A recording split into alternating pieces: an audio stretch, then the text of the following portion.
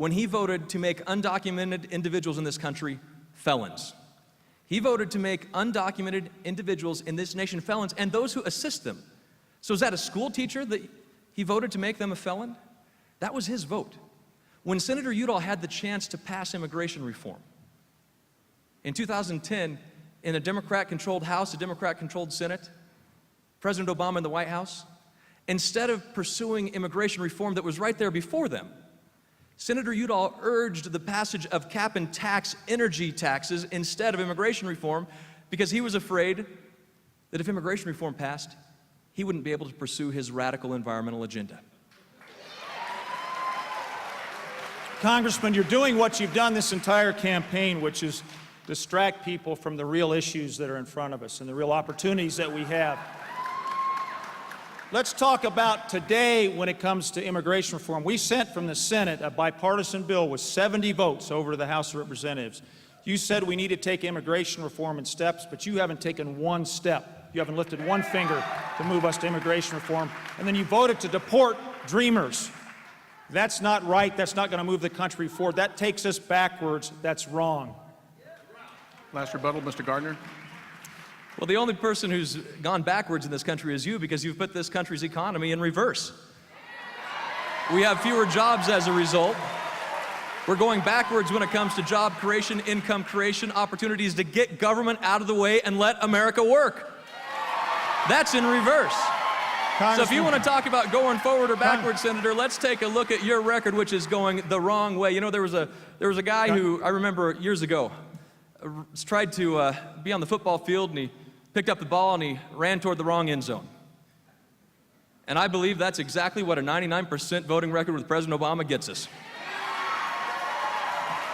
Okay, Congressman, when you announced you were running for the Senate, the centerpiece of your speech, you talked about how Colorado's future was fading.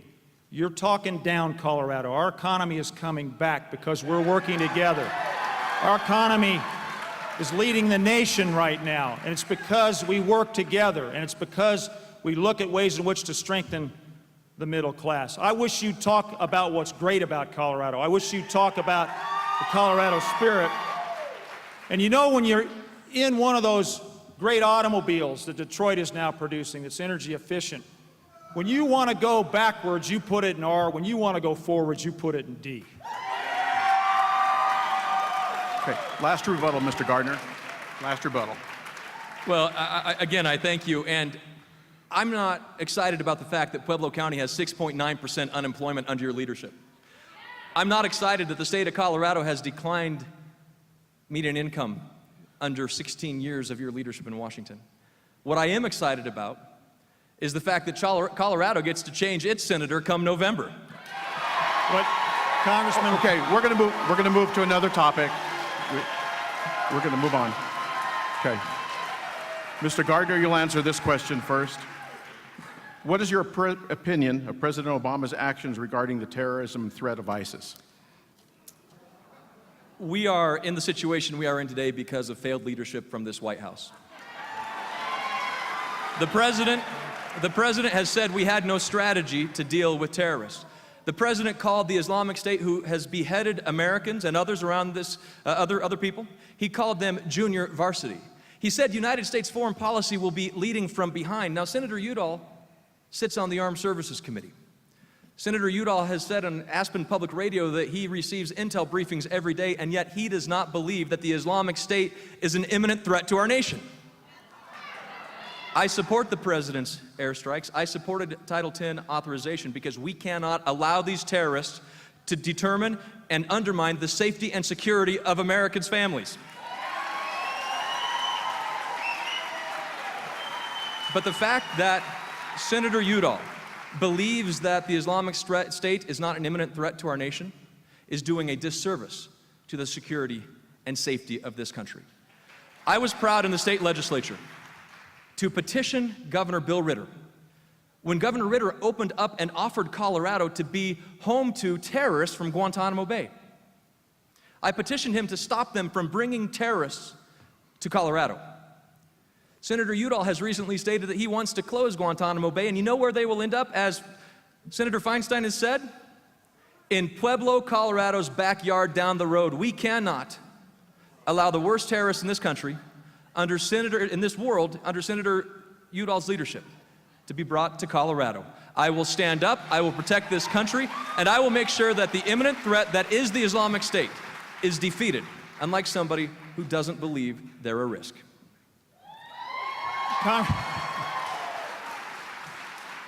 Congressman, you just said we didn't have a strategy, and then a minute later you said we have a strategy, which is classic way you tend to roll during this campaign. Look, I do serve on the Armed Services Committee. I chair the Strategic Forces Subcommittee, and I serve on the Intelligence Committee. And I get briefed on an ongoing basis. And I want to tell you, ISIL is a serious and brutal and horrific organization, and we will eliminate them. We will eliminate them by not playing politics, by letting politics end at the water's edge. And I can tell you that listening to you and some in the neocon world, it seems like you want to run us into another ground war in the Middle East. It's time for the Arab countries to stand up and do their share. It's time for the Iraqi people, who we gave 10 years and $1 trillion and many American lives. It's time for them to stand up and craft their own future and defend their own nation. Congressman, it seems to me you want to parse words. I want to protect America.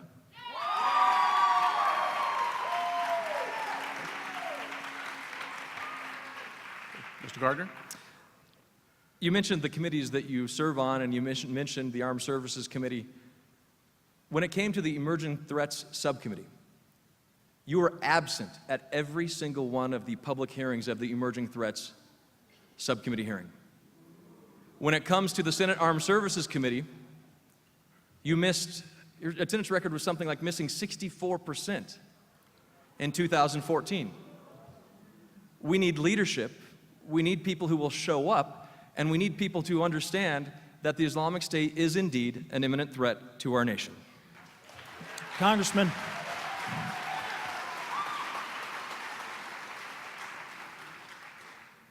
I chair the Strategic Forces Subcommittee. We deliver an important bill every year to protect our nation.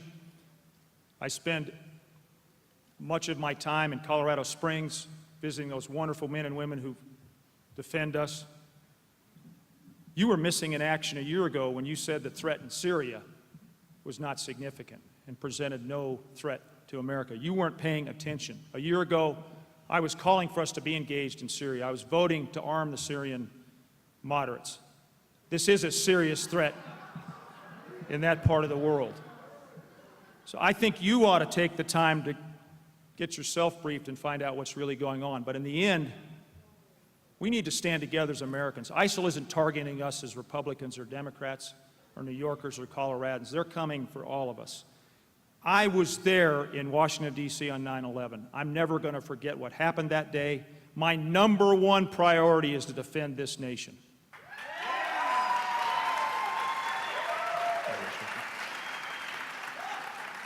Rebuttal, Mr. Gardner? Are you good? Oh, yeah, I'm good, thanks. Okay. Our next question, Mr. Udall, you'll answer this one first. Do you think the U.S. government is doing enough to prevent Ebola from entering the United States?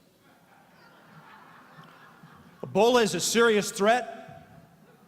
I want to acknowledge the incredible courage and bravery of our troops and the volunteers and the medical personnel who are traveling to Western Africa to contain the Ebola epidemic. We need to have an international, concerted, and coordinated response. And I know we're up to the challenge. I also support what we're doing at our major airports to test people arriving from West Africa to ensure that the virus doesn't take hold here. But I can tell you what I'm not going to do, and that's what Congressman Gardner did, which was vote for close to $300 million in cuts to the Centers for Disease Control budget that funds emergency response teams. That's not how we're going to contain the Ebola virus. That's not how we're going to protect our country. Thank you. Thank you, and I am calling for a ban on all flights to make sure that we stop people from coming into the United States that could possibly infect and bring the virus to the United States.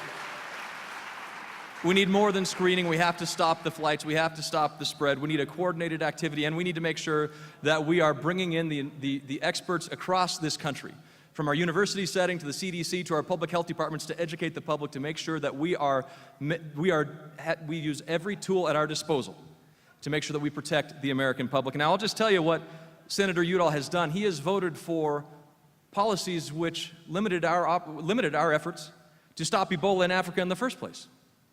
The fact that he has voted with Barack Obama 99% of the time when the president failed to make sure that we are protecting this country adequately. And you know what else the CDC spends money on, and perhaps maybe now is the time to stop spending it there so that we can spend it on protecting Americans from Ebola? Jazzercise programs, massage therapy, and urban gardens. How about we use money responsibly to make sure that we are protecting the American people instead of spending it wastefully under this administration?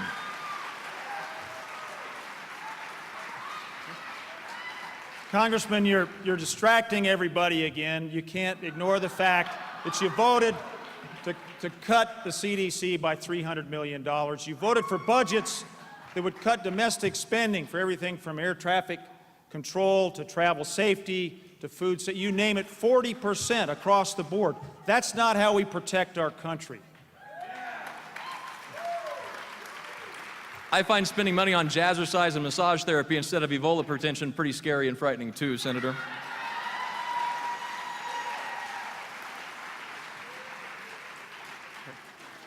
Okay, we'll move on to our next question. Mr. Gardner, you'll handle this one first. And we've touched on this already, but it's a complicated issue. But what do you think is the solution to immigration reform? As I mentioned before, a year and a half ago, I testified before the House Judiciary Committee about the need for immigration reform. Earlier this past year, I stood up before the entire Republican conference and talked about the need for immigration reform because I believe this country is made stronger by people who have come from all over the world, believing that this country was the best opportunity for them and their family. We are a nation of immigrants, and they have made our country stronger because most of us came from somewhere else. But to build an immigration system that protects us, protects our country, creates jobs and opportunity, make sure that we are keeping our American families safe and secure, I believe it begins with border security. And border security also includes a guest worker program, fixes to our entry-exit system, making sure that we have e-verify systems in place, making sure that we are doing everything we can for a legal system that works not just today, tomorrow, or the next year, but 30 years from now. We're in this mess today because of failed leadership from the White House, failed leadership from Senator Udall, who in 2010 had an opportunity to pass immigration reform, but instead decided to pursue cap and tax legislation. What we have to do, of course, is put a system in place where the American people are stronger, growing our economy, creating jobs, what we can do for an immigration system that works. And I'll just remind Senator Udall that I know he likes the Senate bill, but the Senate does not have a monopoly on good ideas. Congressman, let me put it to you in a simple fashion. Talk is not leadership. You have talked over and over again about the need for comprehensive immigration reform. You've talked about doing it in steps. You haven't taken a single step to move the immigration bill in the House of Representatives.